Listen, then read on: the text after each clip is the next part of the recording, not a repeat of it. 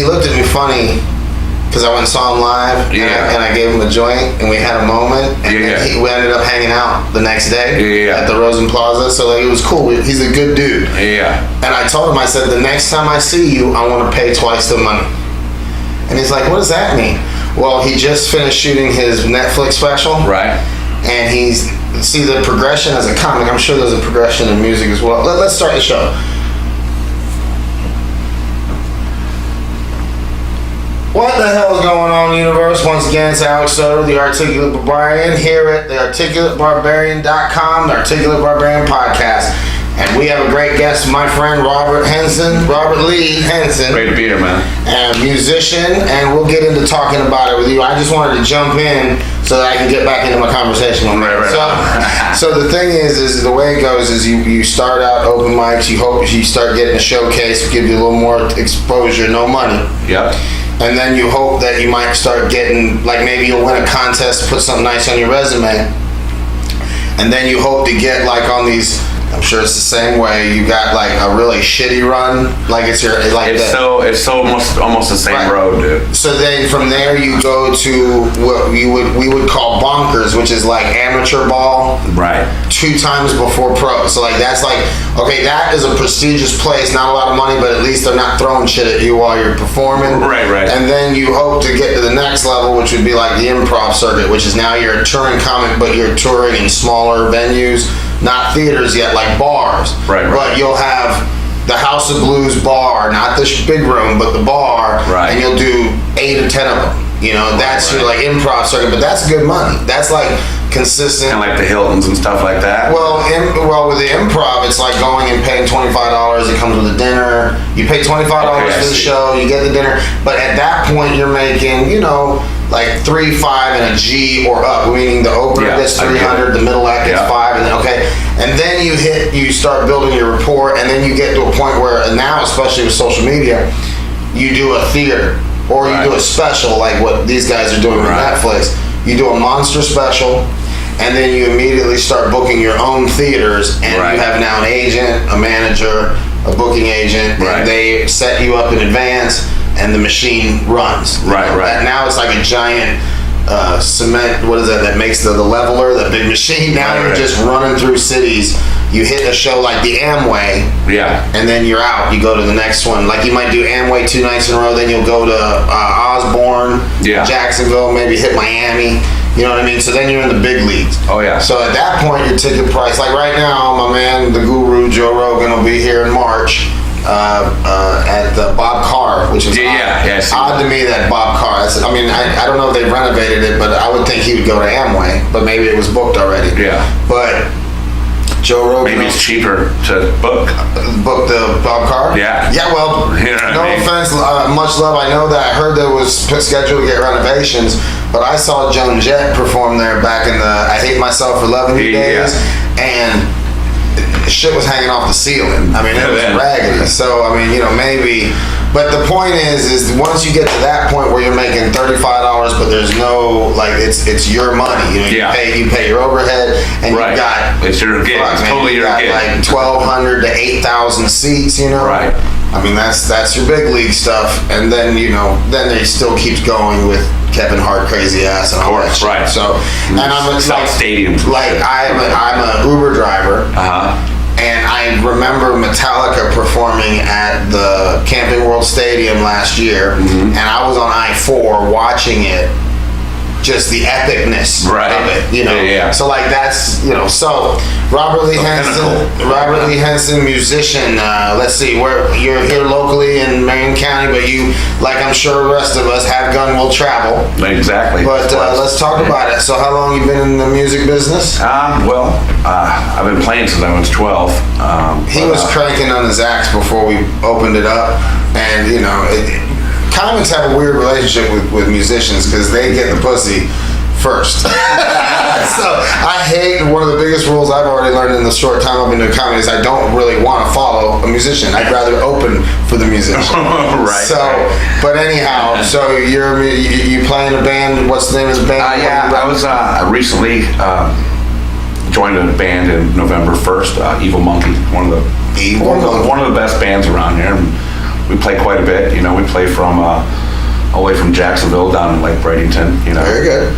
And it's been great, man. It's been really great. They're an 8-year-old band, 9-year-old band, so they're well established. They already had a fan base, so you know, I kind of got flung into like, you know, good crowds and stuff, you know what I mean? Now, the nice. music you were playing before the show, is that the style? Is it like a bluesy rock? Yeah, band? blues rock, well, that's good. Classic rock. Because that to me that's what rock and roll people are called, growing sexy these days. Right. Because I can't, you know, I'm about to interview another local band, and the video that I saw before I reached out to them was they were at Shout Out O'Malley's in Ocala, and the dude jumped off of the... I've seen it. Right. Oh. So those guys are going to come on the show. Right on. Okay, like that to me is like when I perform, shout out Thomas Mosley, Diamond Sports Bar, and Rush Nightclub. I perform for them on Grown and Sexy nights. Yeah. And I love to attend it when they have Black Moses and the band. And that's another one. They motherfucker put me behind this guy. He's so bad, I want to fuck him, and I'm straight. Right. He's so good. And I'm like, you can't put me behind this guy. He's too talented. Right. But anyhow, I digress. But the thing is when we do these shows, you know. But anyhow, I'm so fucked up already talking to you in regards to the band. I'm losing my place already. Right, so yeah. you got Evil Monkey. Oh no. So the point is when Diamond and Rush has their hardcore like trap house hip hop nights, I don't go because I'm not into those guys. That's the equivalent of the dude jumping off the roof of O'Malley's. So it's like, you know, but I sure do love talking to the artists. Right, of course. But I love what I heard before, that bluesy, that smoky. Cause see, like Gut Bucket Blues, I love it. Yeah. And so you're playing so are you at the point now? You're in an established band. What we were talking about, is this like the band that plays at the bar in the House of Blues, or is it the big room? I mean, are you like we're one step away from that. Band. Exactly. So we're doing bike week and stuff. So you know what I mean. So that's pretty huge for a band. You know what I mean. Let me tell you some funny story. I went to Biketoberfest by accident. Yeah. I took some people from Orlando as a ride, so I'm like, cool, good money. And Biketoberfest was brand new to me because you know it's not my wheelhouse. You know what I'm saying? Right. So I ended up getting cards from some little people. Right. Because they were shot girls. Right. Because I'm interested in having them in my show. Right. And it's so funny when you talk to professional little people because they don't give a fuck about what's appropriate. Because they're like, they own it. They own it. Do you need me to paint my face orange and wear an Oompa Loompa costume? Do you need me on a tricycle juggling? What exactly do you need? I'm like, at first I'm like awkward feeling guilty. And then they're just like, so they're cool with it. Oh, super. Well, and they're also probably making more money than I am. So, of course, I know. It's crazy how some of these people, I'm like, you make that much. So you're doing Bike Week. Congratulations. Yeah, I think we got Leesburg this year. Good. Leesburg Bike Week. I know that they've played Bike Week almost every year. Good. I really don't know what happened this year. Like I said, I'm new in the band. Yeah. So, I don't believe we're doing Daytona this year, but I'm sure we'll be there next year. Awesome. But they've already had, got to that level. You know what I mean? And how long have you? So you probably were born with a guitar in your hands? I mean, did you pick it up? I was about 12 years old when I picked it up. I've always wanted one.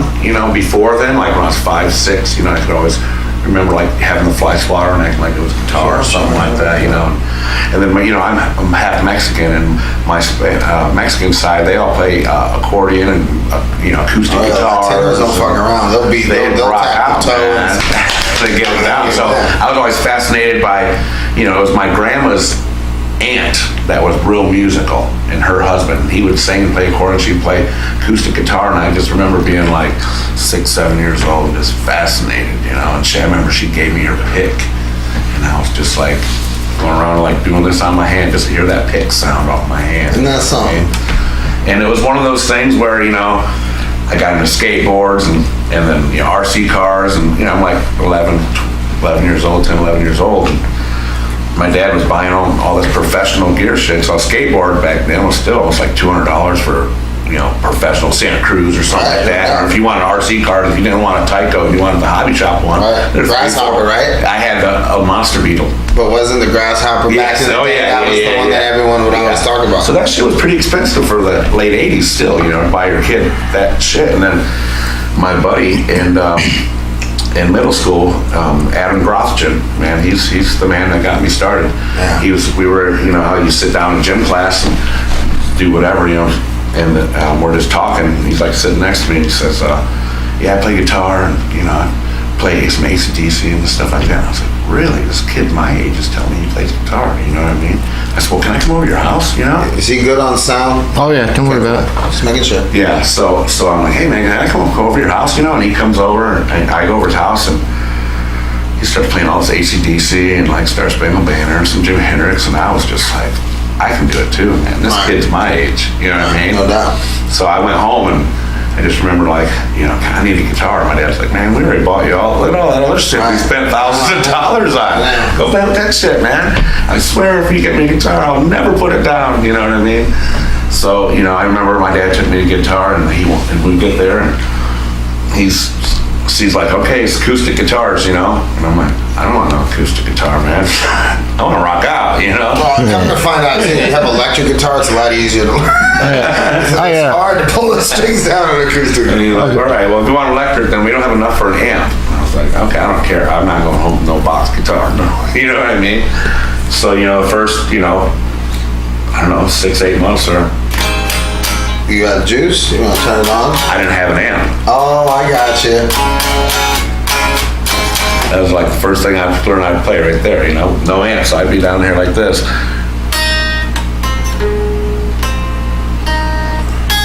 But loving every minute of it. It's so funny. You can tell he's a rockhead. He's like, teach me the stars back then, and I give you Hendrix. No, so I get my guitar, and I'm like, from the pawn shop, I'm like, take me to Adam's house.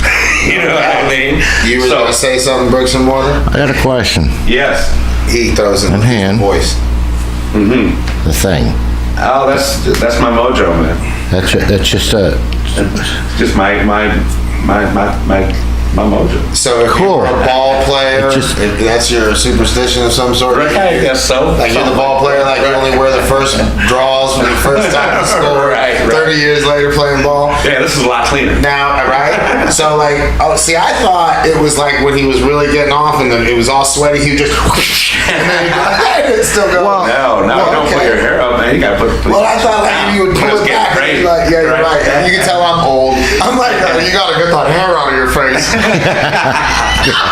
Why do I have it, man? So let's show, because I like the fact that you're an older gentleman in more my age. So you said you were in skateboarding. So I remember, and we'll it's obvious he plays guitar. We're gonna let you 40, not older. You'll hear him play soon enough, fuckers. I can't compete with music. So really. Powell Peralta. This is not happening. This did not happen. All right, so Powell Peralta. Yeah. I actually entered the draw your own or draw to try to be the new logo design Thrasher magazine. Mm-hmm. What was it? The quest for the chin, animal chin. Oh my god. That's old school, bro. Yeah. And then in regards, so.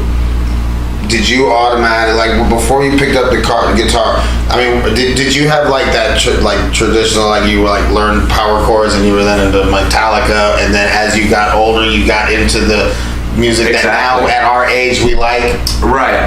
I started out with loving, you know, Ozzy and Metallica, and then Pantera came out, and that was just amazing to me, and then, so I really like those, you know, like, just shredding guys that could shred. I just wanted... That was my main goal when I got a guitar. I want to learn how to rip this thing apart. You know what I mean? So, I mean, that's where those guys I was really attracted to. And blues to me, God, I love blues. I do too, man. I really love blues. But when I was younger, I was just like, it's all 3 chords. And I just looked at it as like, I kind of brushed it off as this simple thing. And it's not simple at all when it comes, it's more complicated than, you know, metal when it comes to, you know, so this is the thing that one of the things when I talk to artists especially,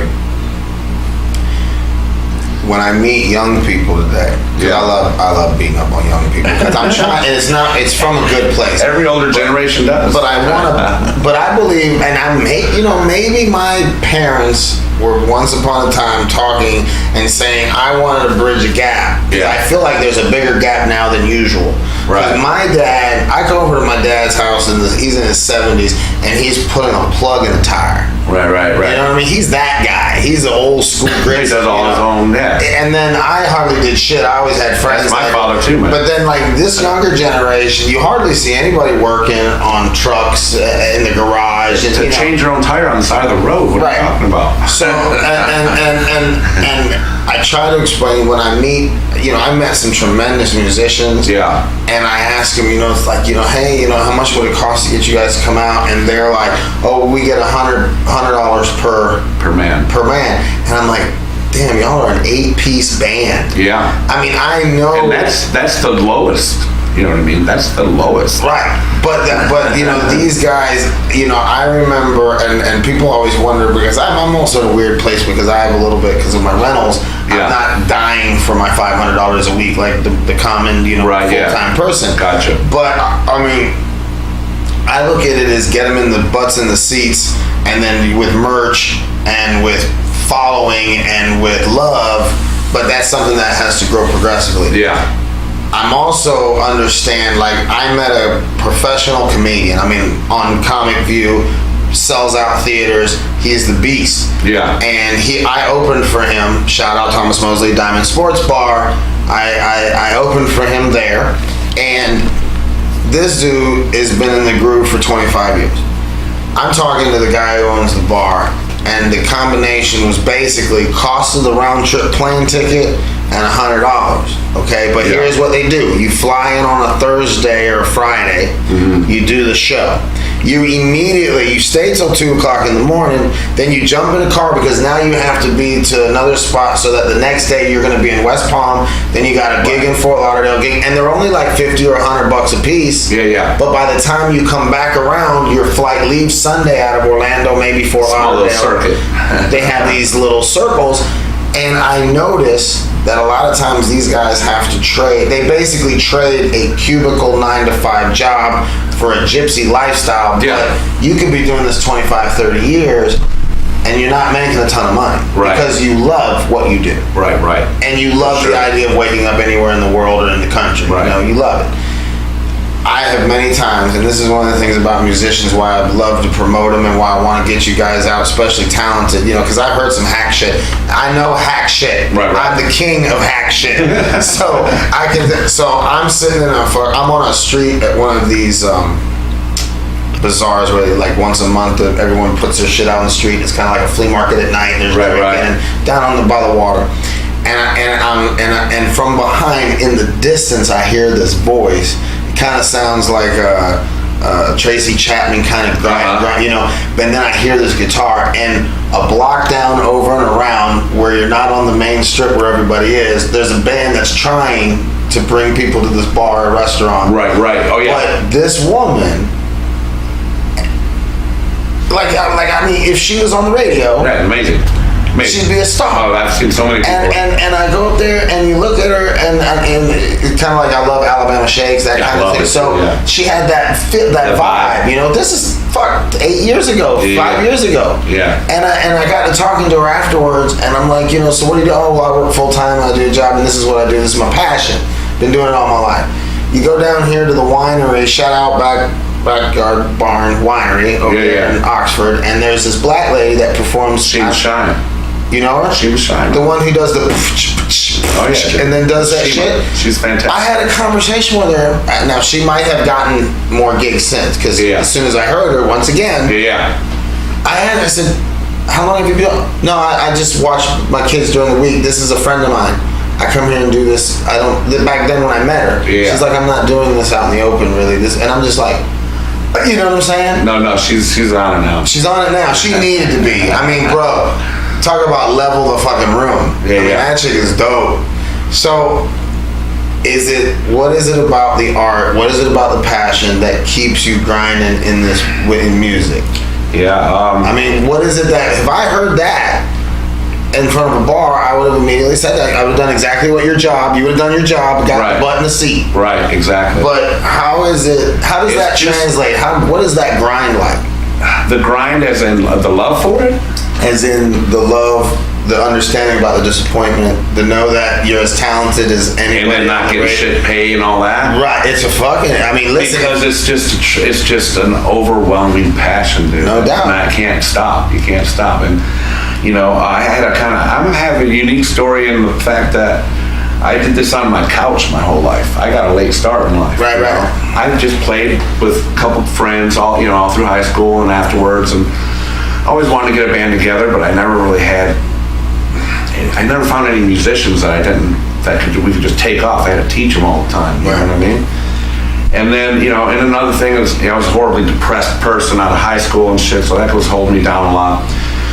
And then in 2011, I was the victim of a home invasion. Right? And these guys, I heard the sound on the back door, and it was me and my 3-year-old son in the house at the time. And dude, actually, it's 2 streets over in this neighborhood. What's up? Right here. My fucking hood. Yeah. Which is it's a neighborhood full of castles. We're in the basement of one of my castles.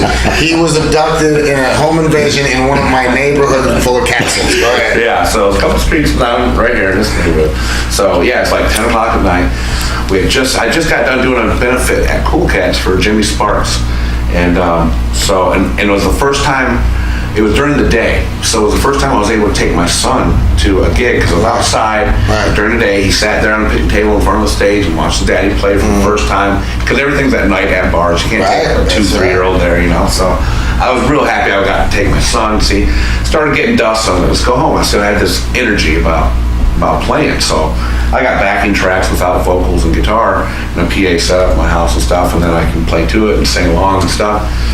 I still got that energy I wanted to play, My son's in the bedroom and watching Netflix on my laptop in the master bedroom. And we hear this bang, bang. It's like, Daddy, what's that? I said, I don't know. So I go blindly, open the front door, look around, nothing. Start playing again. So, my PA is going, it's kind of loud in there, you know what I mean? Hear bang, bang. It's enough for my son come out again. Dad, what was that? I said, I don't know. So I go to the back door. And my dumbass just blindly opens the door to see what it was. And I open the door with this hand, and there's 2 guys in black ski masks with guns pointed at me. And I was like, oh, fuck. And I closed the door, and as I closed the door, he shot me. What? He shot me in this pinky right here. It traveled up my hand and lodged in my wrist. Oh, my goodness. Okay, and all I'm thinking is I'm going to run it for my son. He's 3 years old, little kid, but he's got these, at the time, real long, curly blonde hair. He looked like a little girl, Right. Fucking rockers. Yeah, right, exactly. So, and they bum rushed me right behind me. You were shopping there then, right? Yeah. I knew you, because I remember the curls. Yeah. Okay, right. Keep going. I didn't mean to interrupt. Please. No. And so all I'm thinking is, I'm trying to get to my son. These guys are on my heels. They're coming in. Luckily, the bullet had passed through the door jamb, 2 pieces of the aluminum door jamb, before it went into me. Because it was right at where I was closing it. So it would have been in my gut, probably. Right. You know what I mean? So it slowed it down pretty much. I got really lucky in that aspect. And then, they came right in on our heels, and then dude, was like, grab your daughter. He thought he was a little girl. And then I'm laying on my back, and my son's got his head right here. And he put a pillow over my face and said, I'll fucking kill you. And I was just like, please don't fucking, I was begging for my life and shit. What the fuck? Fucking nuts, dude. And then he's asking me, where's the truck keys? And I know that when I come home, I always take them out and put them on the kitchen counter, Yeah, I'm like, they're on the counter, because there's 2 of them. One's got the gun on me, the other one's ransacking shit. And he's looking all over the place, and I know they're fucking up there, because, and he's like, I can't find them. And he goes, they're not fucking up there. And I'm like, maybe they're in my pocket, even though I knew I didn't. So he's now got his hands in my fucking pocket. And then finally, dude's like, I got him, I found him. So, they left. They took my kid's Kindle, my wallet, and they took my phone, but dropped my phone. I guess they figured maybe I could track it or something. They dropped that in the yard, so I was able to get that back. And I had this shitty Dodge truck where you had to know how to start it. Thank goodness. And all they did was took the whole, cup of change. That was a bunch of quarters, but they tried to start it. They didn't know you had to do all this other shit to start it. But so they leave, and I get my son and I go close the doors, and luckily they didn't steal the laptop. And then so I Facebook messaged my brother, hey, this is no joke. I think it was the first words. I said, I've just been shot in home invasion. Call, here's our address, call 911. I have my phone, nothing. And my brother's sitting there at the table with my father at my dad's house. He's like, what Robert just sent me. So they what? You know what I mean? And my girlfriend is pregnant with my second son, coming home from work. Yeah. So I got both doors locked. We're like waiting like a closet in the bedroom, and I hear her pull up first before anyone. So I gotta run out there. I'm like, get the fucking house. And she's like, fuck you. You know what I mean? I'm like, dude, I just was shot. You know what I mean? She's like, comes down. And then we get in there and they're like chilling. And then you can tell, we were waiting for cops or my dad. So then my dad and my brother got there, and then the cops all came. But the meaning of that story is that this is the only finger that I don't use when I play guitar, right? All that fucking noise and you don't use all your fingers? No, I mean... Oh, that's your strumming hand. Never mind. I was about to say... No, because I've just turned 40. I put the pick down when I turned 30, so it's 10 years without a pick. Oh, okay. But in the middle of that time period, this home invasion happened, and when I play guitar, that's pretty much the only finger that I do not use. So I was just... and I just kind of was like, you know what? I'm going to try to take this guitar thing as far as I can take it. So that was that... Because that change in moment. First of all... Fucking A for Universe for the stories that I get. Goddamn, I just like this my dude, he plays guitar, now he got this dope ass twist in the story. So thank God for the way the stories lay out. Not that I don't wish that on anybody, but right. There's this thread. Zenith Nevers was in a near-death motorcycle accident. Came out of it, said if I come out of it, I'm gonna change the world. Now this dude's changing the world. Anzia, who owns Anzia magazine, was in the car accident. Mm-hmm. Here you are, a one-way model. You are paid to walk, and then you had this crossroads in your life. Mine, I just managed to get all my kids to college. Right. And, what actually happened was one of the managers that was in Publix. Now, if you are a manager in Publix, you don't have financial problems. It's not that we were rich. It's just nice to know that shit's covered. Right. So, but here's the trick. You get rid of the financial problems, and all of a sudden all these other problems come up. Right. So this guy, whatever, ended up getting flattened by a tree it fell on. Just had a baby, manager at Publix. And all I remember was life is too short because he was either pissed off at work, or out cutting trees down to get just because he's so frustrated and you know what I mean. And it was just this thing like he didn't need to be cutting trees down. It was like his therapy. Yeah. So the thing about it is that crossroads that came in my life was next door. The single wide castle next to my castle is 22 years I've lived here, and 4 different occasions, 4 different people from all over up north somewhere worked their whole life to retire to move into that shitty little single wide castle. Isn't that crazy? And then die. Like a year later, die. Right. I mean, it got to the point where the damn crime scene people would park it out here because they knew me from the 10 years ago when the last guy died. Right. You know what I mean? Yeah. So I'm looking at all this and I'm going, my God, if I don't decide to try to do something now while I'm alive and healthy enough to make decisions, and I decided that was my crossroads. And being that we live in the villages, I worked on villages property. My kids went to the villages charter school. Mm-hmm. My youngest graduated in August. I'm out in October. Right on. But it took me 2 years to put that together. Yeah. But it was already on my mind. That's where my boys go. Yeah, and it's a beautiful place. Fantastic. Listen, it's worth putting your entire life on hold for 12 years. Right, yeah. To get them, the youngest one to get through. It took me 21 years. Yeah. From the beginning to the end. Right. You know, and I have a joke where it's like chunk chunk, case closed, time served. Yeah. You know, that's the one of my more successful bits. But the thing about it is, that crossroads. Okay, so you're 40 years old. Yeah, just turned 40 in January. But and when did you? Just last November was your first gig. No, not my first. But I mean, since you came to this realization, no, 2011. 2011. So 2011, this happened. Yeah. So let's say by 2012, 13, 14, 15, now you're a musician. Yeah. And how's that been?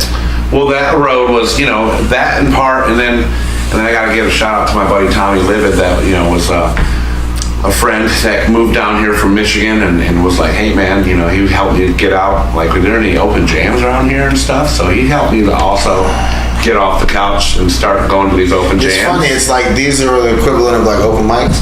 Yeah. Comedians. Yeah. Now when you go there and jam, is it everybody's just jamming together? Yes, but the way it's set up is usually there's a host band that's being paid, right, and they bring all the equipment and everything. Right.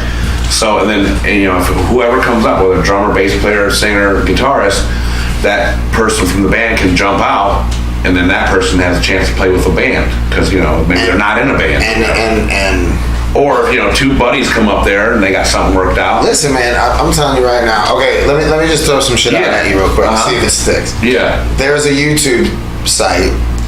It's a walk-in closet. And they have high-res cameras in there. Yeah. And they stuff real bands like guiart. Yeah. Right? So they stuff guiart. And they jam in the van? They jam in this closet. Okay, there's a jam in the van too. That's just like they're like this. They're like in this little Volkswagen bus. Bam. So the thing is, but what these guys do, the twist, everyone has to have their little twist. Yeah. So guiart is playing songs that you would never hear guitar play. Gotcha. So, but the whole thing is MGK, Machine Gun Kelly's been in there. There's been all kinds of different, and the thing is I'm familiar with that one. I'll check that one out. But the thing is like I can't. Every time I talk to all these amazing artists, all I can think of is let's get y'all a podcast going. You know what I mean? Yeah. And because like, as far as getting your information out, like right now, I think we just broke 50 followers. Y'all lazy some bitches. Y'all need to go tell your goddamn universe neighbors to click on this shit. But that's beside the point. We're only, I thought about that too, about having a podcast, just because now that I've been exposed to, I know all the best guys around here. That's the point. Now, this is just side talk, but that Sunday opportunity, I'm kind of losing touch with it. Not that they don't want it. I'm just getting to a point where I'm kind of going busy growing in different directions. Right, gotcha. And one of the things that I wanted to do was do a musical showcase there. We talked about it. And the reality of it is, and again, I don't know, it might be better for somebody where he would pay you to do it instead of me. Right. Because I'm on the road. Thursday is my shows. Friday, Saturday, Sunday, your goal is to be on the road or at least working out somewhere on a mic. And then Monday, Tuesday, Wednesday, I'm podcasting. Right. So this Sunday show, what I see immediately when I saw it, what jumps out at me is this $1 million looking venue that holds like 10 people. Right. So if not much for a place to make money, but it's a really great place if you had content and shot it as a sessions room where musicians would do these jams you're talking about. Right. And the fucking place changes colors while you perform. It's gorgeous. Right. But it's like, how can I make money with that? Tip split with 8 people, Right. But if you had something that had a consistent content to where people would fill up the 10, 12, maybe the 8, 10 more people in the room next to it, you open the double doors and then you have a big tent. And then there's 80 more people out there. Right. And there's TVs. It can be done. Yeah. But the biggest thing that the guy did was he built an amazingly breathtaking space. And all I can think of is content. Right. One of the most difficult things about content, though, are you up on your social media? Are you on point with that shit yet? Pretty much. Okay. So like when I have 50 people on my YouTube channel, but I have 8,000 friends and followers. So when I post my twice a week YouTube channels, I have hundreds of views and only 50 followers. I'm less interested in making money on social media as I am. You become a regular on this show. We do a collab, limited edition shirt, merchandise. Right. Then we post it and we say, we're going to post this shirt. They're going to be $15 a piece or 2 for $25. I'm already on point getting all my little cube and my credit card shit on point. And then if you have 8,000 followers and I have 8,000, you have 5,000. Exactly. And 1,000 people order it. Exactly. No, I'm totally down with that. So that's I've where. had those same thoughts of collaborations. Exactly. But the thing is that's how you make your money. You make your money. You don't have like the way, and this is what I've learned with the YouTube stuff and with the social media stuff and doing it this new way. It didn't used to be that you opened up a business and did everything for free. Yeah. But you got people to become intimate, like I have Rob and Dana Lynn Bailey. Yeah. This bodybuilding people, and they play music. They do this like gym motivation thrash music. Right. I'm a motherfucking beast. That's the name of their song. I mean, That's awesome. Super dope. And they put all their shit out for free. Everything they do is for free. All their motivational videos, everything. He owns Flagner Fail clothing line. They own Run Everything supplements.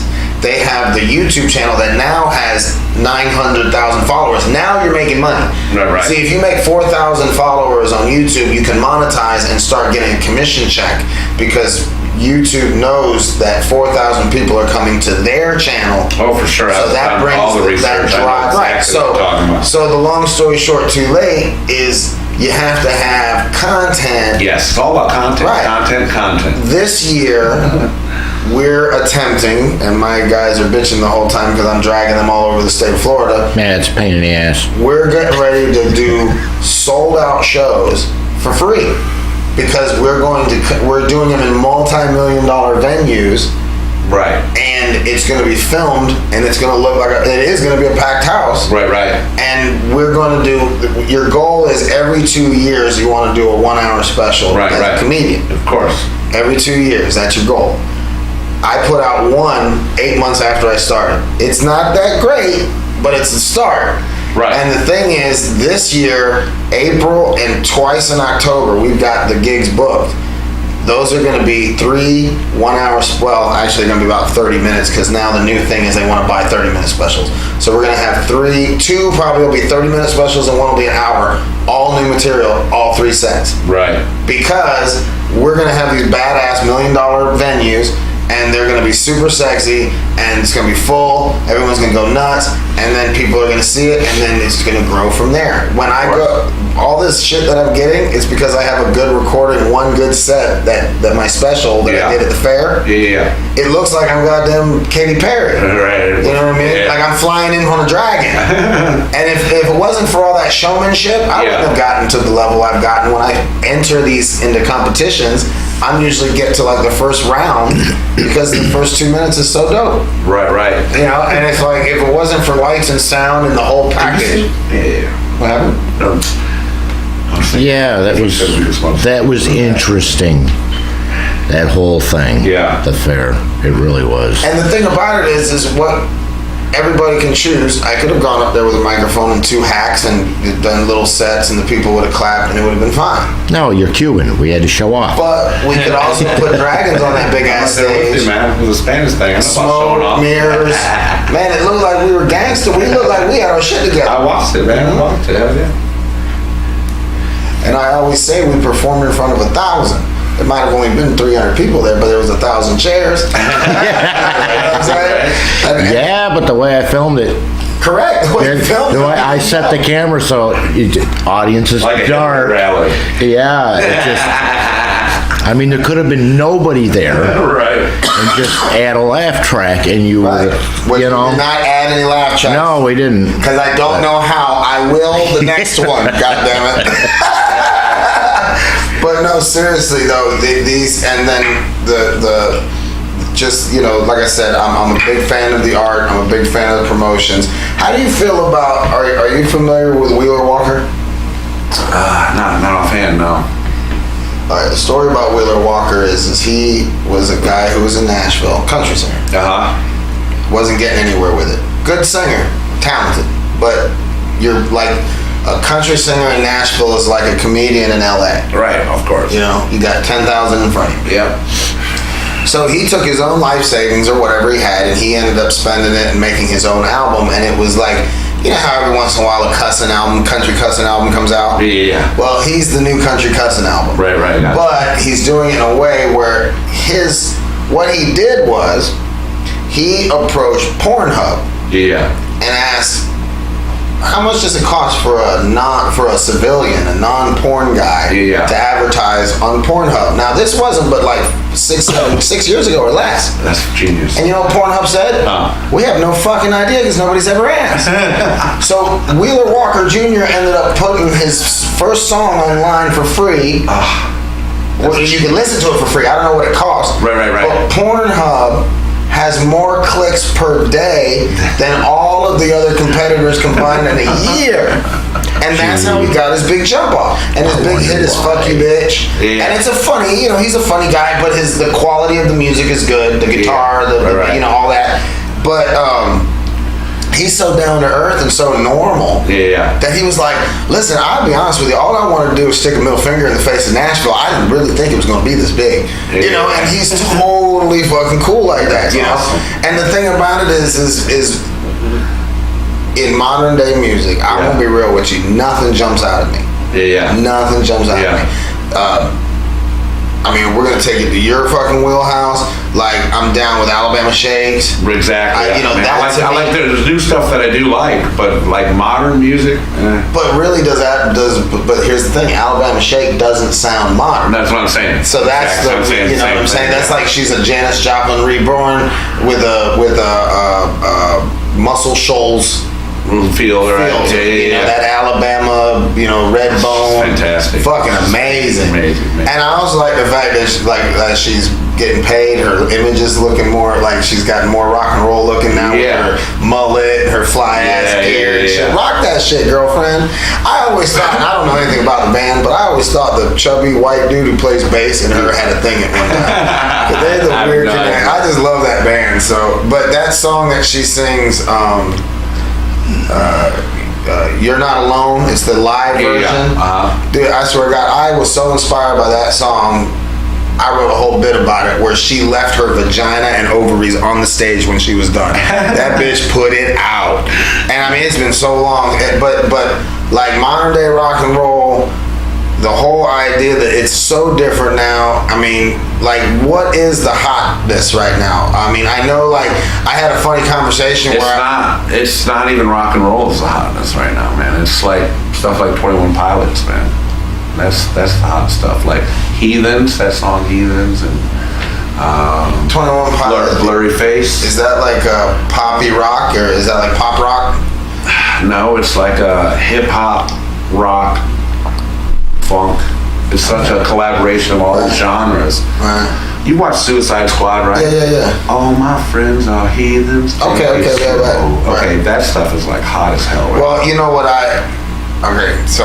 But I dig that. No, I do. But here's the thing. See, what happened was I do like some new music because I love that shit. Yeah, but I don't consider that rock and roll. No, you're right. You know who I like? Gary Clark.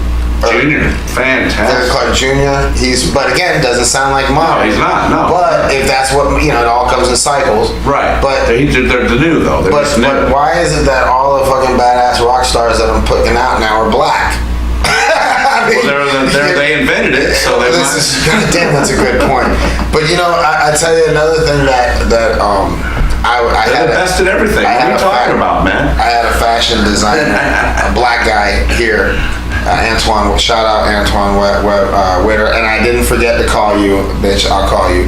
But anyhow, we were talking, and I told him that I believe one of the things that's revolutionized modern music is black people figured out hallucinogenics. Okay, because listen, they were onto the heroin and the jazz day, and they were all full of fucking creativity back then. Right. But then I understand. Listen, I've been there.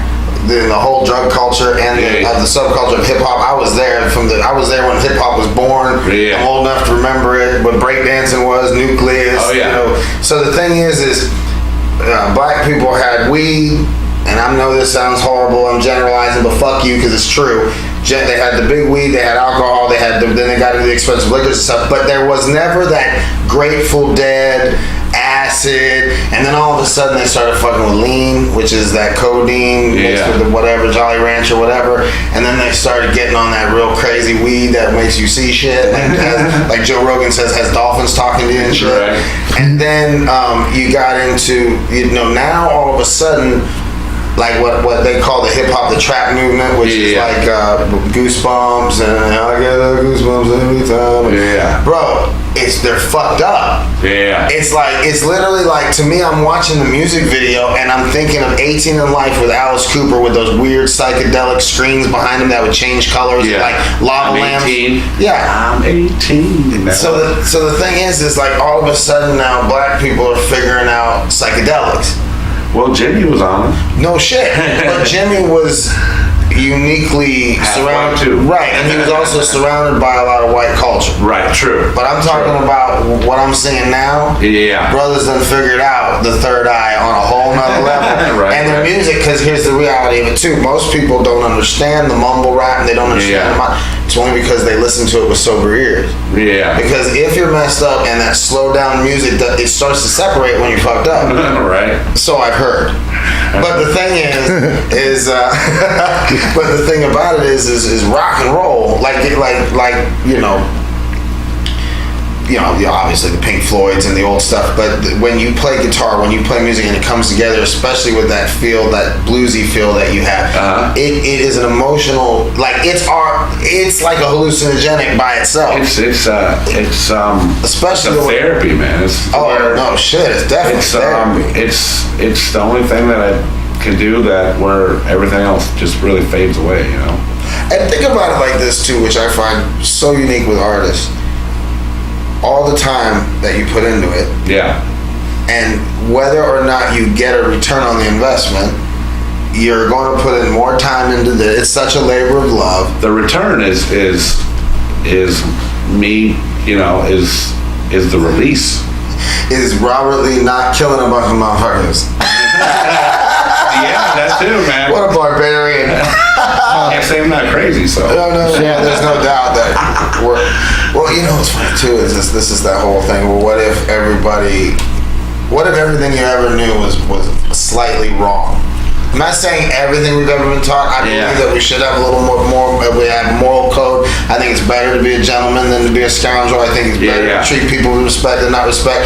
But what if a lot of the other shit that was what I've discovered at my age? What I feel like it's a thing I say often, where I feel like the scales have been peeled off my eyes. Oh yeah. And now I'm like, the older we get, man. Could you please put the scales back on? Because if I wish I didn't know what I do know now. Now I felt like that for a minute, and now I'm embracing it because it's good to have your eyes open. No doubt. No shit. But it's scary at first. But you know, when you first see that, you're like, oh shit. Well, it's such just how people are and the way the world works, and I mean, if and how everyone has their own agenda, and you know what I mean, and how you gotta, you know, you can't be voicing everything that you want to do, because you know there's a lot of haters and shit. Bert Kreischer was like, you go to run and you feel the reins pull back. Whoa, maybe we shouldn't take a shot at a kids party.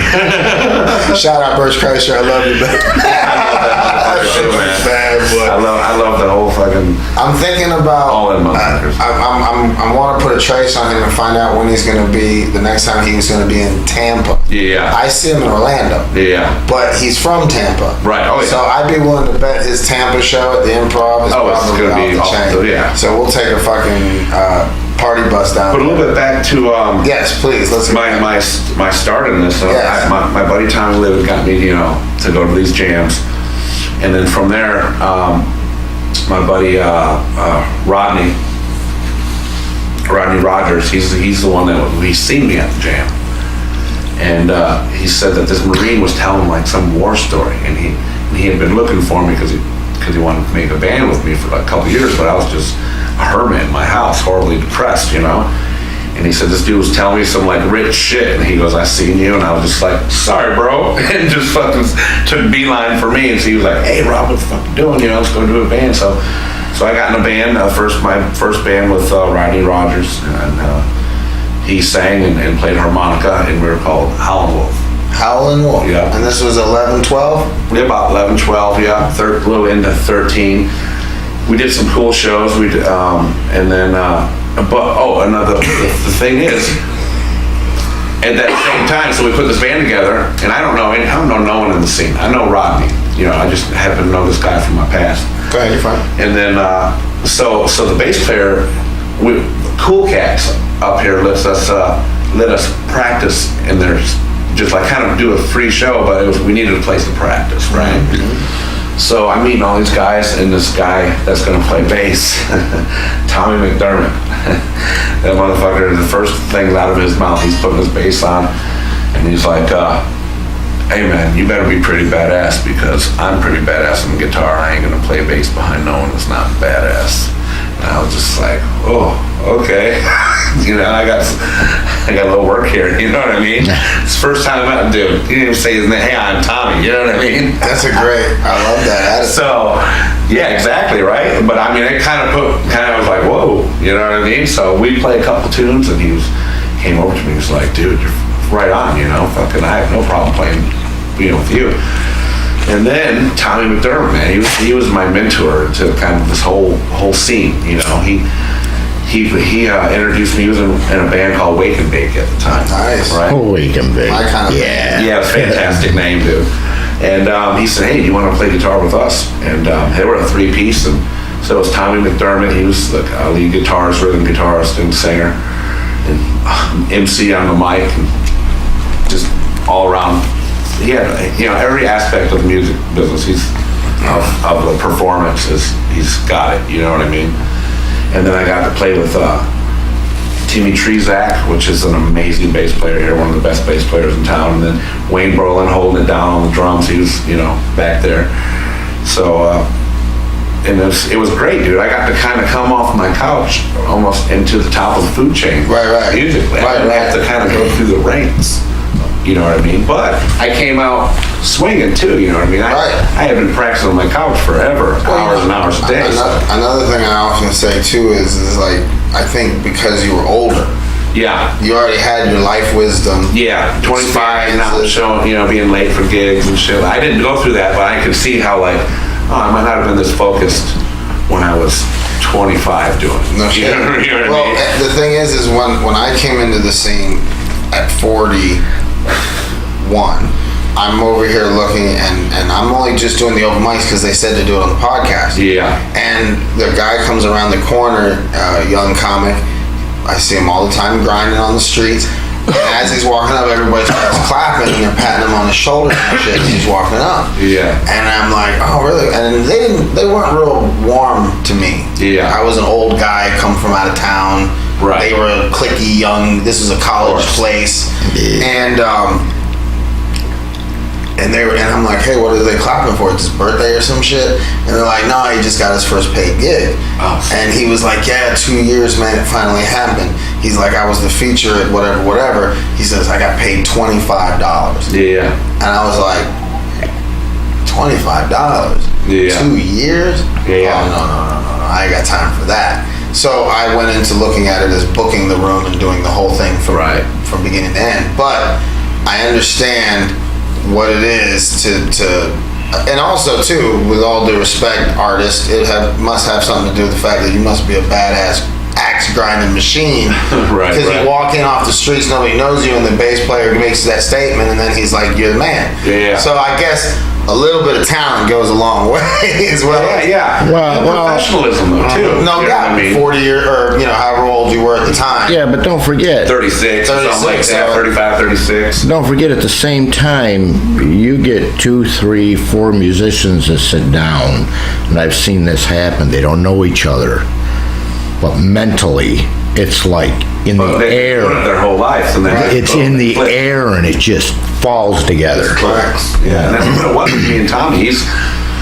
So how long did that gig last? That lasted 3.5, 4 years. We had the probably the best, one of the best open jams. We hosted an open jam at Ghost Riders, the old Mr. Pub, right? I miss that place, man. But every Wednesday, the best players would travel to come play with us. You know what I mean? I saw the Monsters in the Morning, Russ, Bo, and Dirty Jim. Yeah. With featuring the Sexy Savannah. She wasn't even part of the show yet at Mr. Pub. Yeah, everyone telling me about some great shows that I was there. 18 years old. The radio station, 104.1. Oh yeah. Monsters. Yeah. Mr. Pub, you talking some words, man, saying shit. And then another thing is, at that time, probably for maybe the first year and a half or two of being in that band, and I wasn't getting paid, dude. They were giving me free drinks for the jam. Right. Once we would do like gigs, right. I was getting paid for them, but like the jam, they had already established that, and all I got was free drinks for like the 3 years of my Wednesday nights. You know what I mean? But they were also doing Sundays, so for about a year and a half, I was playing every Wednesday, every Sunday, and then gigs on the weekend, and all the time that I put into it on my couch could not replace playing like that with other people. Right. And I mean, my skill level just was like, right. You know what I mean? Yeah. It was, I was so happy, you know what I mean, about just the way my skill level was going, just from playing all the time. Awesome. And there's so much stuff that you can't learn on your couch, man. Right, no doubt. No doubt. So who are your influences? It started out with the heavier guys, the guys that were just shredding. So it was like Randy Rhoads from Ozzy, and it was Kurt Hammond, huge Dimebag fan, Dimebag. Yeah, Dimebag Darrell, and then I always liked Steve Ray Vaughan and stuff, but I always thought blues was kind of this easy 3-chord stuff, and then what it was is I really got into the Steve Ray Vaughan Double Trouble album, Texas Flood, and my family business does washer and dryer, refrigerator, and stove repair, and we buy them used, fix them, sell them, deliver them, guarantee them.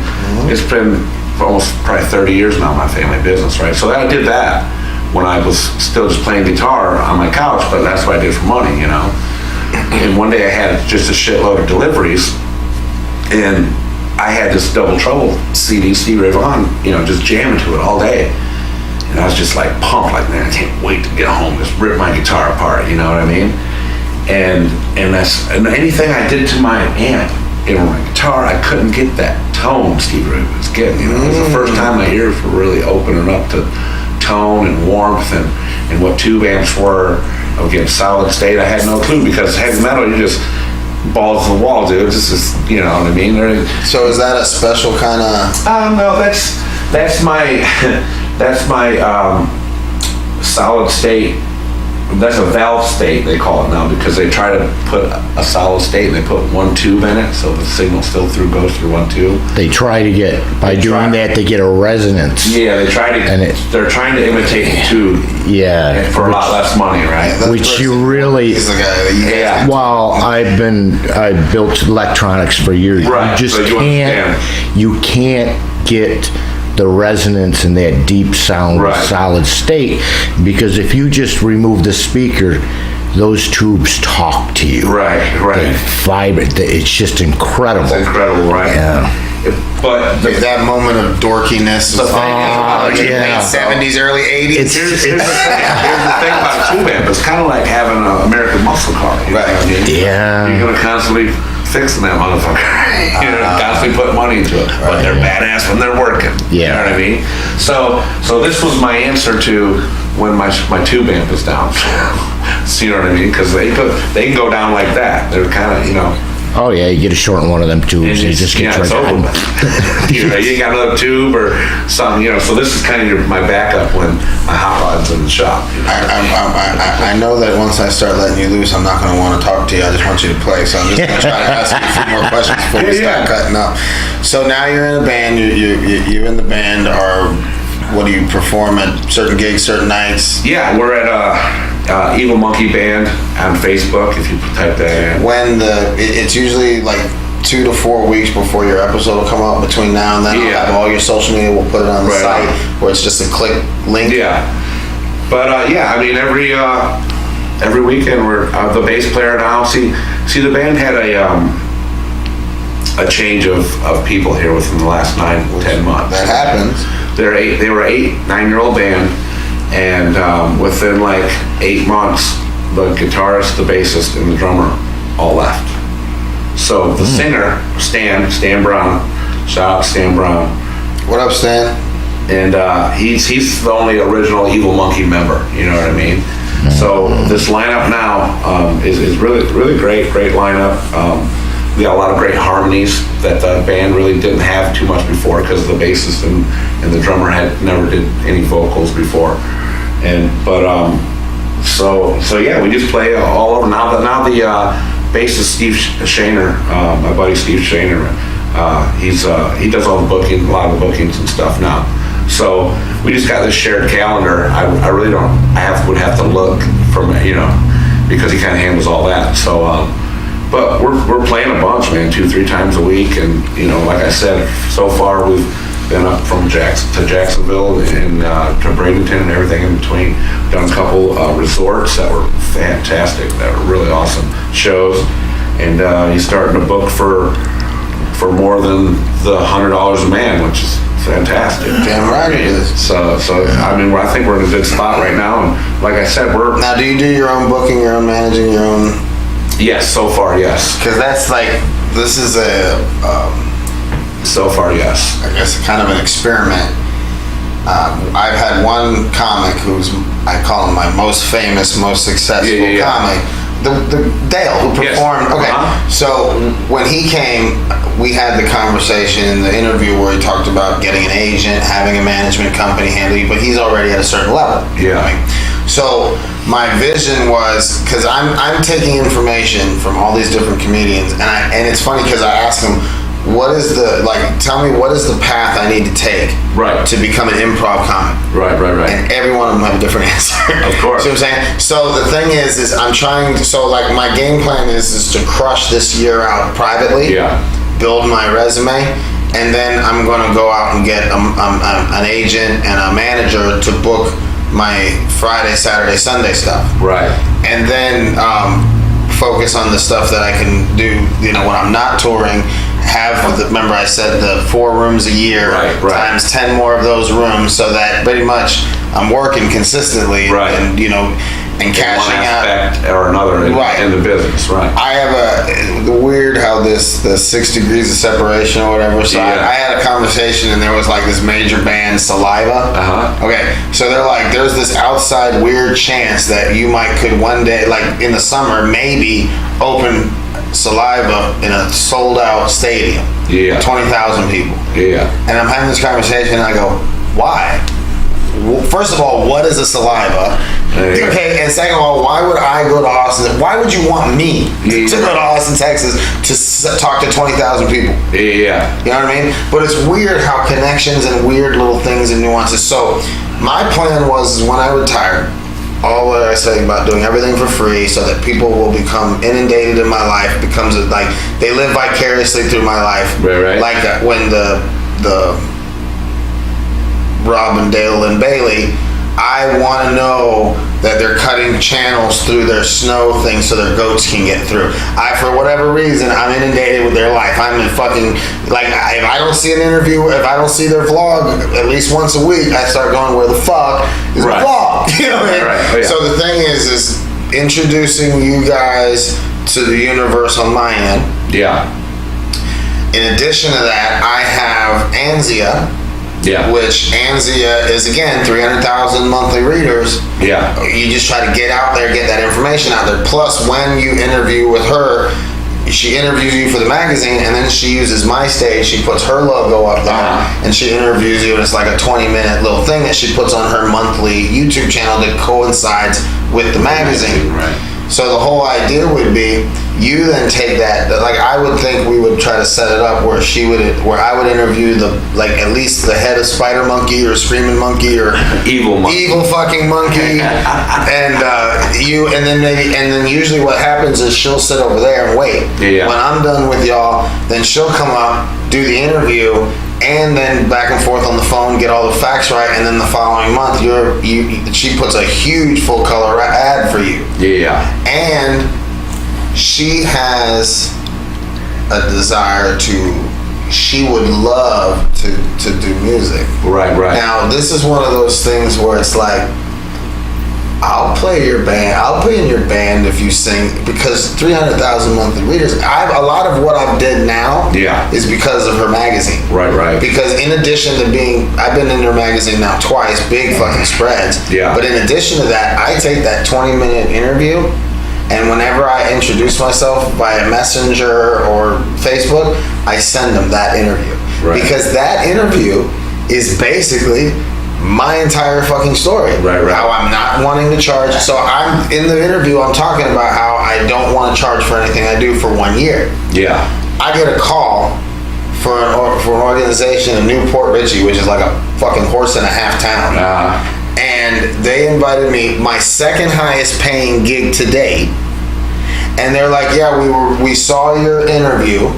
We really liked it. We'd like to pay you to come down. I said, well, if you saw my interview, then you know I'm not interested in getting paid. They're like, yeah, we saw that part too. That's stupid. We're going to pay you, but we want you because we really like your story. Yeah. It all happened, and then I've gotten so many fucking gigs and gotten my foot in the door with that interview. Right. So then what happens is you fuck around and do her backup, be the band for her fucking, and then she puts it on her channel. Right. And everything goes back into place. Of course. Next thing you know, it'll be whatever her. I don't know if she's gonna go with I think it's just Anzia. I think it says it'll be Anzia featuring. Well, that's like Murder you know, Monkey. you've all heard of Bon Jovi and the guitarist Richie Sambora, right? Yeah. Okay, so he left the band, and now the new guitarist is named Phil X, and he's in the band now because someone on their crew seen him on YouTube, Right. and now the dude's Bon Jovi's guitarist. You know what I mean? Robin Daniel and Bailey. Yeah. That song Beast. Yeah. It became an underground smash. They have Like 3 the workout albums. people just are like, But it's a fucking freak show. But because of that, they picked up that song and remixed it. Yeah. And it was the main song for the movie Southpaw. Oh wow. All because of, and now people like Rob Bailey says like people will get their lyrics tattooed all over their bodies. Yeah. It's that kind of music. It really makes you. I mean, I love the shit. Yeah. And then what ends up happening Inspirational. is more like I'm gonna punch you in your Like throat. I'm a badass. Yeah, more like it's not fat shaming motivation. It's more like I'm gonna kill you. Right. It's like I'm so driven that if you get in my way, Right. I will kill you. You Right, know? right. Nothing's gonna stop me. Right. So, but they also sell a little backpack and it's like $85. Yeah. And they're so gangster, they'll only make this run for 30 days. Yeah. After that, if we have one left, you get it. But if not, you're not gonna get it. Right. Limited runs and stuff like that. Gangster, man. Yeah. I mean, beautiful shit. Yeah. So the point is, it's all stepping stones. Yeah. For So sure. we're almost ready to cut you loose with some music. I know that. Let me see. Who, what, where, when, how, why. Why it's a passion. It keeps you. Okay, guy. Why? Who? Why? Where? When? Why? How? All right. So, do you want to do some music first and then do your universe, or do you want to do some music. All right. Yeah. So let's just catch. I don't fuck around. If I'm bringing him in here, he's gangster as shit. So it's gonna be a good one. Yeah, maybe I'll do a song. You know? Some Stevie Ray Vaughan or something. Oh yeah.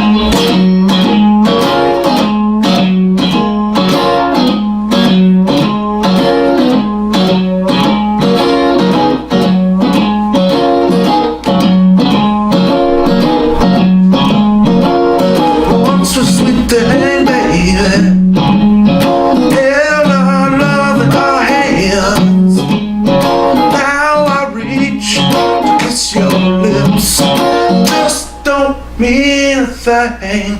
That's a cold shot, baby. Yeah, that's a drag. That's a cold shot, girl.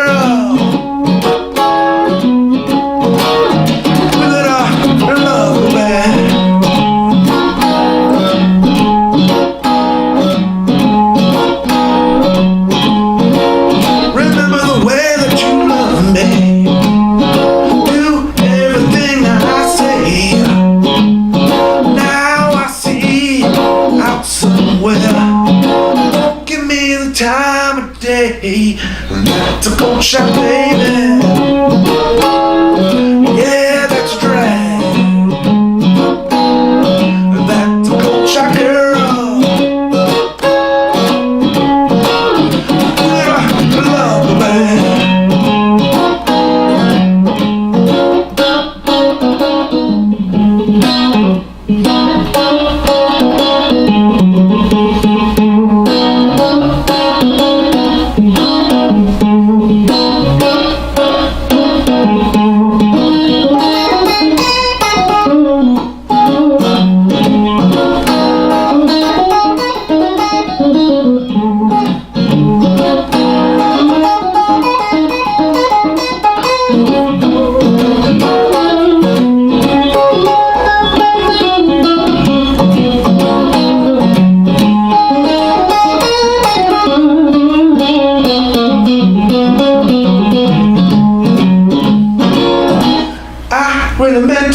I was sorry for ever causing you pain.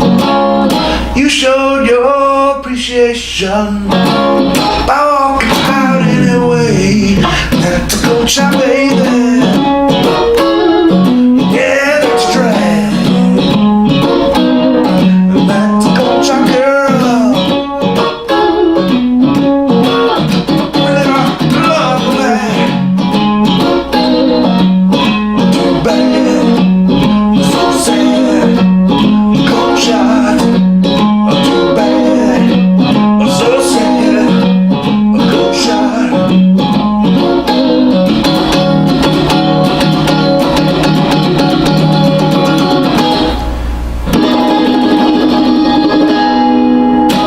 Almost jumped in with the backup vocals. Thank God you didn't. Right on. Can I do something original? How about Yeah, that? let's check Yes. this shit out.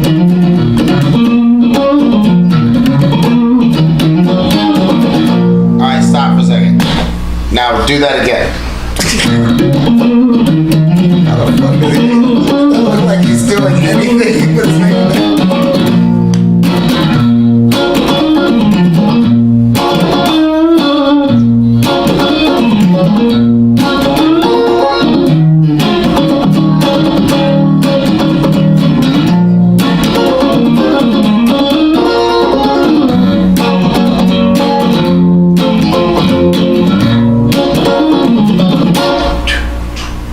Lord, Lord, Lord, I don't know. Lord, Lord, I don't know. She's the one I need. She's the one I came to know. Lord, oh Lord, I can't rest.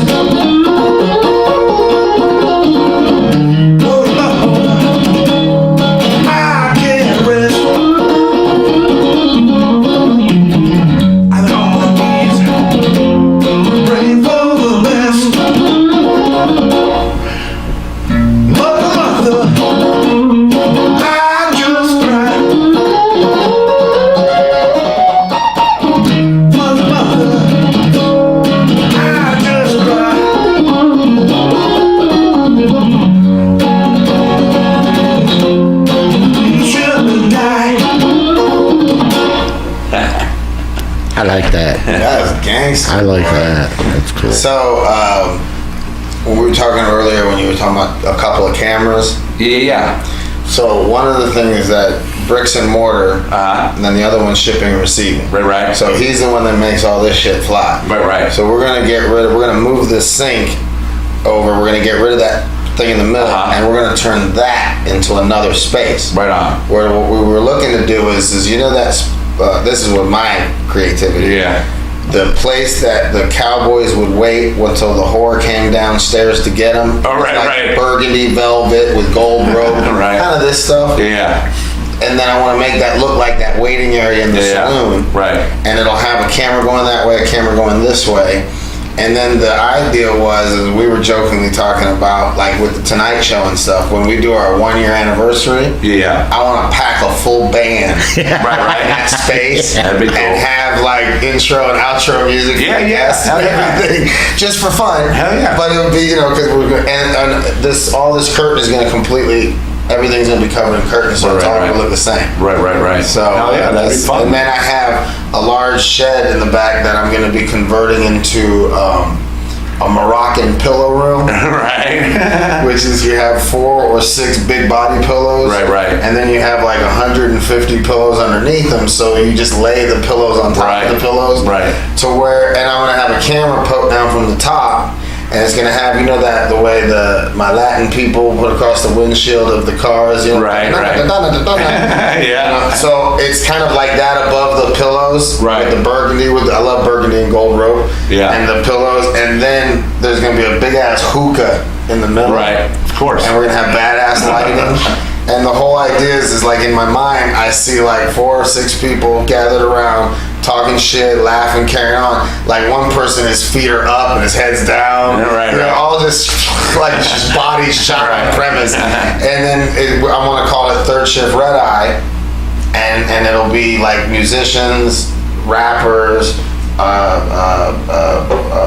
comedians, and they come in after the show, right, at like 3 o'clock in the morning, and just bullshit, vibe out, whatever, talk shit, you know. And I've experimented with certain age groups, and the problem is they bring their coked out women with them, and then you can't put anything out to the universe, right. Because they've shit on every race, they just to be little snarky bitches.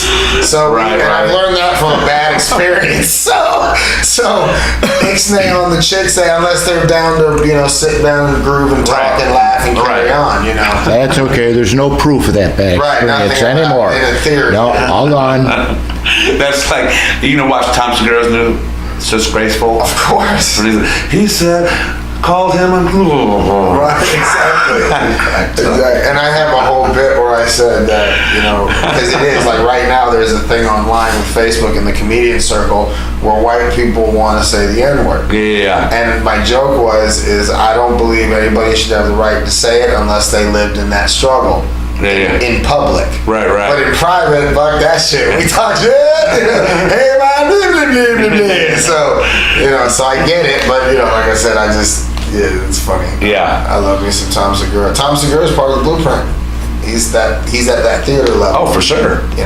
And what made him, and this is the other thing too, like I don't know what your time frame is as far as your other people in the band. Yeah. Or if you had one person, because it's better, unless you know how to do a Bill Burr rant, it's better to have back and forth. Right. And the thing about it is even if you only, and you have to be consistent. That's the thing. That's why we're running around doing these podcasts. And I have a backlog, and they're thinning because I'm having a hard time getting guests. Yeah. And my biggest thing now is we keep it twice a week. Yeah. And that content, that consistency. And what happens is, like I did Matt Gray's Divorce from Reality podcast in Ocala on Wednesday. Thursday we had the show in Summerfield. There was a guy in the audience who heard about it and lived nearby, didn't know it was here, and came. That's awesome. And then he has a podcast. That's how many fucking people have podcasts, right? I thought I was being unique. Yeah. But the thing about it though is people. That's how. And then the other thing too, and I don't know if you take advantage of this, but that Facebook boost. Yeah. Holy shit, dude. Yeah. That's like $2-3 a time. I'm only putting 5. Yeah, I put 5 on each per week. Right. And I mean, 20 people. Yeah. You know what I'm saying? It's amazing because all I got to do is prove to the bar. Right. The bar pays me. Right. Except, and that's what you were talking about when you were saying for free. What other people fail to realize too is Fat Daddy's, which is the best bar so far, as far as being able to be ourselves and cut loose. Yeah. And a beautiful facility, 100% free. Yeah. I don't charge. Nobody gets paid. We do a tip split because the comedians can put gas in their car. Some of them come from south of Tampa. Right. Right. But that is the pure place. That's the reason why I keep that thing the way I do, and I don't want money. Yeah. Now the other places, I'm gun for hire. Yeah. But that one spot that's closest to my house and where it was before was just because it was closest that way. Right. And I knew her. Right. And then this one, it just worked out. Are you doing that before anymore? No. That's done. Yeah, no. There was, and it was something I learned.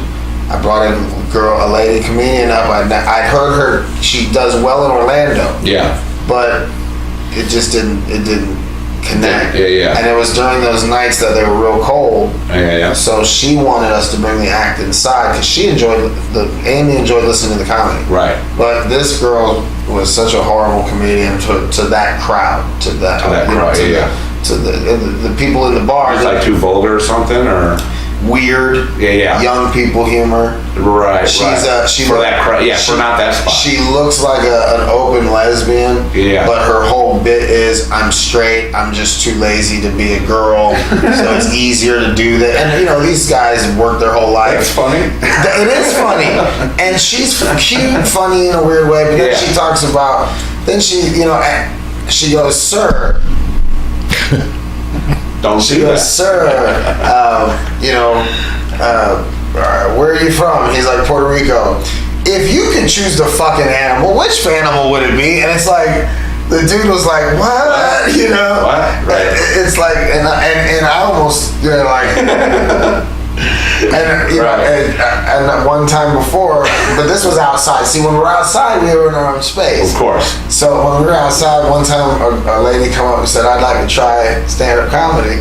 She was hammer drunk. Oh no. She got up there and her opening line was, I was in an interracial gangbang on crack. I was like, wait, stop. So there I was. And she fell ass over tea kettle, feet up in the air. It's like, holy shit. We haven't heard from her. I hope she's all right. Right on. You know how it is, man. Artists and that kind of stuff brings out some strange people. Oh yeah, for sure, man. And you know, and I talk about this, and I know that people, if I cared and looked at what people wrote, Yeah. I know I need to lose weight. I don't need to know on the post, you fucking bastards, that kind of shit. But I have this whole thing that I talk about where I say, it was horrible what Louis C.K. did. Yeah. I get it. But how many times, I mean, I know people, like I got a homeboy who's not gay, he's not a creep, but if he gets drunk, he takes his clothes off. All my life. Yeah. And it's like he's down in like his little tidy whities because he's like, I'm hot, bitch. You are like 400 pounds. You know what I mean? And he's happily married, has a beautiful family. Yeah. He'll get naked. He never takes his drawers off. He always keeps that on. Yeah. But, you know, I mean, it's like in this day and age, he wouldn't last. No. He'd be in big trouble. He's a good man. He's a good dude. And, you know, and you know, there's that running joke I have. There's a guy that in high school was hammered drunk and licked a dog's balls. Fast forward 30-something years later, first time I seen him, it was like 25 years, and the first thing popped in my head was dog ball liquor. You know what I mean? Right. But the point is, that dude ain't no creep. He was just hammer drunk, redneck drunk. And we were stupid. Yeah. I mean, you know, back then you could shoot guns, and we would take the front end. Balls. Not all of us. We had the front end loader, and they would like jump the front end loader up and down, try to knock us out of it. That's some dangerous ass shit. Yeah. We're out there drunk, chasing horses. What if the motherfuckers kicked? We don't think about that stuff back then, you know? Yeah, I know. It's lucky we're alive. We used to ride, I remember 12 years old, I would ride a bicycle in this neighborhood, you know. My parents lived over there behind Little Joey's, and I would ride all the way to Bellevue, Lake Lillian. 12 years old on a bicycle. Me and my buddies. Yeah. Jeff McDermott. I know, I'm sure you know him, old redneck ass. But shout out Jeff McDermott. We just got reconnected after 27 years. Cool. So, but the point is, man, my daughter didn't cross the major highway until she was like sophomore in high school. Exactly. Yeah. No, I don't remember driving everywhere on my bicycle. There's no way I'd let my kids. And the thing about it too is like, I remember creepy pedophile dudes. I do too. You just bounce the other way. You're like, go fuck yourself. I'm faster than you. You know, we all knew where the house was. Yeah, exactly. I don't need the government to tell me, because they never got scared. My kids never left the house. Yeah. They didn't know about riding bikes in the neighborhood. They rode bikes in my mother's neighborhood where it's safe. Right. Oh, shit. So what's next for you, man? You got any gigs that you got? I tell you what, if you have a big gig coming up that you want to promote, first of all, anytime you want to promote anything, you're welcome. This is an open door. Yeah. Plus, in addition to the interview shit, come by, just chop it up, just for a fuck around time. And then the other thing is if you have something coming up, let me know. I can leapfrog you at any time. Right. Okay. So, do you have anything upcoming? And then, even if it's in the, and then we'll get you back on the show with the head of Spider Monkey. I do that. Spider. You know what it's from, right? Bad Monkey. No, Evil Monkey. You know what that's from? It's out there. Where is it at? It's from Family Guy. It's from Family Guy. It's up in Chris's closet. Evil Monkey. He always Evil jumps Monkey in my up. closet, man. Yes, I missed. He always jumps out and points at him. Because no one believes him. Dad, there's an evil monkey in my closet. Yeah, right. And there always is. I totally need to watch that show. I really miss, because I have never had TV. Right. Not because it wasn't even religious. I was just like, I ain't paying $35 a month for cable. Man, times have changed. Well, I mean, we just got, we're just kind of doing this circuit around here, and do you have a regular gig? well, we got regular spots. You know what I mean? Cool Cats is kind of our home base. What days are you normally there?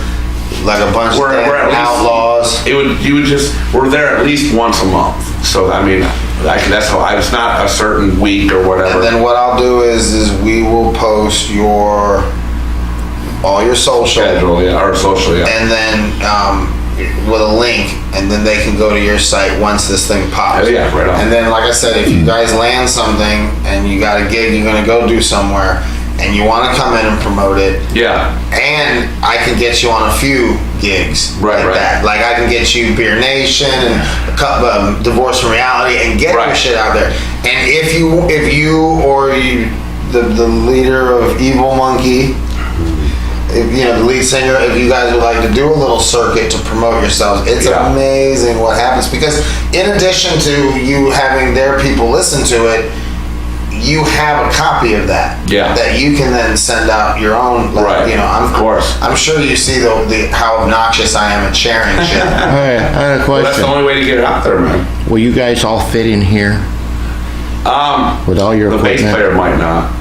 No, he's super tall guy. No, it's four of us. Well, no, we would all fit in here I'm talking about a band. As in a band type situation? With your stuff. We've played in spots real small. Totally. I mean, that would be, you want to do a promotion, we just move this stuff out and just do your promotion. Put the drummer with something that way he can be in with us, like a one drum or a bongo drum, just to keep rhythm. So we don't have so loud? No, just because the fucking drummer always gets. All right, go. He's always somewhere in the back. You can't be a part of the show, so you have to be over there. So like I was thinking, like if we had everybody in a horseshoe, the only person who doesn't get to fit like that would be the drummer. The drummer's that back corner, everybody else is over here. Yeah. This corner, okay. Yeah. I mean, that would for a promotion that would be excellent. Oh, for sure. And the other thing too, like I said, with me, and it looks like you are too, we're all toying with editing. Oh yeah. What software are you using? I'm using Adobe. Okay. Oh, you went gangster. Yeah, I went gangster because you know what? I had all these camera angles. And I was using Lightroom and all these other I spent like 3-4 hours trying to line up just the audio on all these the camera shots I had, and then Photoshop snaps in one shot. Yeah, you click them all and hit sync, and then boom, it's done. I'm like, now I can edit.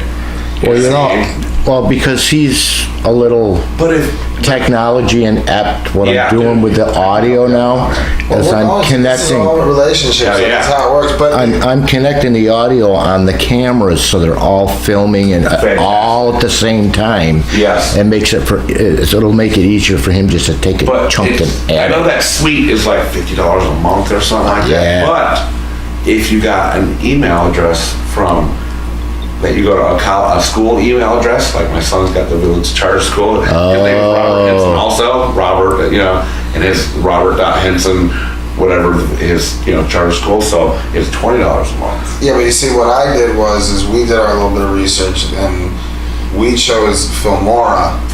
Yeah. Because Filmora is like editing for dummies. Yeah. So if you make a decision, it'll pad that decision with a couple of extra steps that you can do in a more elaborate program. Gotcha. Assuming we know what you want, gorilla. Right. You must be older. We got your back. Right. So they just make it a little easier, user-friendly. And what I'm trying to do... Did you check out the video that I had made?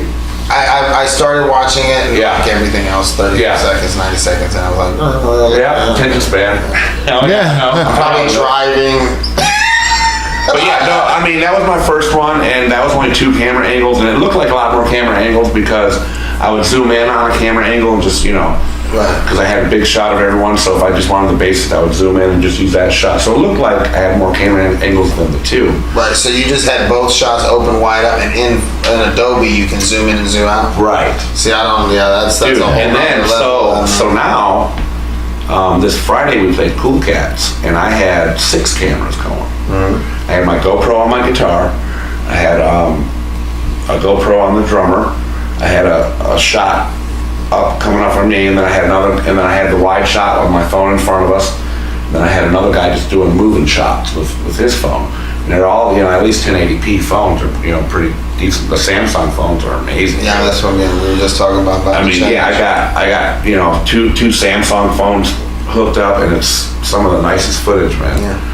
And so I forgot to get the SD card for my drummer, so I haven't started editing that. So I'm gonna have, I think, five or six cameras. So that's my next one, and it's so great. You put all those cameras loaded in there, you click them all, and you just hit sync, and boom.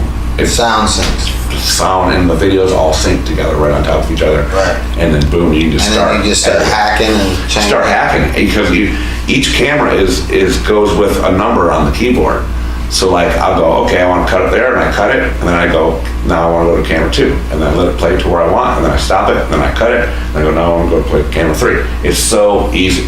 Maybe we're gonna have to upgrade. It's easy That's not as to shit. say, Filmora might offer that. Meaning it might be in that. Right, I've never used Filmora, so I'm not familiar with that. Yeah, because Filmora has it down to Yeah, where- it's supposed to do a lot of stuff that we haven't got This into is yet. Chevy, Ford, whoever wins. But I got a nice little studio, at my place with some. It's audio video studio though, you know what I mean? Because I got the stuff to do all the recording for music too, you know what I mean? Right. So like, a lot of stuff like even your vocals and stuff. I mean, just us talking here, you add a little bit of compression or this or that and really make some stuff pop even more than it is. Right, you know what I mean? right. But it might be doing it through the board. I don't know what you got on your board there. Nah, it's just, We just make it sound decent. yeah. We just want it to look clean. You're right, of course. Of course. And the dude, listen, bro, after the show's over, I'll tell you about how much I got tied up in this stuff. It's ridiculous compared to what these people are telling me he's paying for it. So Yeah, well, he was telling me about the mics. That's fantastic, dude. The whole rig and shit. Yeah. And the boxy, the mixing board he's using, all the different, I got 6 mics all It's rigged. amazing how cheap you can get some professional shit for nowadays. And then Yeah. once we, literally once we figure it out, see that TV right there is synced to this TV. Right on. So like while you and I are talking, he'll be able to upload it. Throw shit up there. Facebook. Yeah. I mean, online, like go pull up a Google image and pop it up, and we'll see it there. Right. So we're not, Having to look back here, right? so it looks professional, it looks Oh, clean, yeah. which is exactly how Joe Rogan does it. Yeah, Look yeah. at that TV, look at that TV. Right. And then I've got a jiu-jitsu guy, I've got a couple other guys that I'm trying to get into where we're gonna do fight recaps. I got I have a bunch of these old. I have a gentleman named Howard who's in charge of Ocala Breeder Sales, the track in Ocala where they do bonkers on Saturday night. Yeah. He's been in the casino business 50 years. So he's a renowned expert in Sherlock Holmes.